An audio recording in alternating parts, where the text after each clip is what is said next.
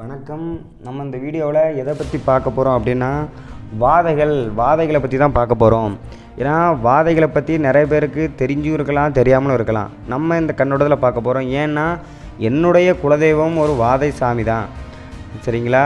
அதனால் நான் வாதைகளை பற்றி போடணும்னு சொல்லி நிறைய விஷயங்கள் செக் பண்ணும்போது நிறைய வாதைகள் தெய்வத்தோடையும் அவங்களோட வரலாறுகளும் நான் தெரிஞ்சுக்கிட்டேன். முக்கியமாக கணியான் கூத்து மூலியமாகவும் வில்லுப்பாட்டு மூலியமாகவும் நான் தெரிஞ்சுக்கிட்டேன், சரிங்களா? இதுலேயே இந்த வாதைகள் பொதுவாக நம்ம சொல்லப்போனால் நம்ம மண்ணில் பிறந்து வளர்ந்து தெய்வமானவங்கள தான் நம்ம வாதைகள் சொல்கிறோம்.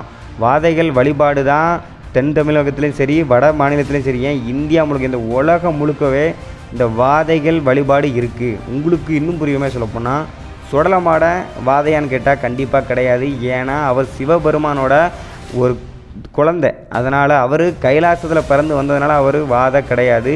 இந்த பூலோகத்தில், இந்த பூமியில் பிறந்து வளர்ந்து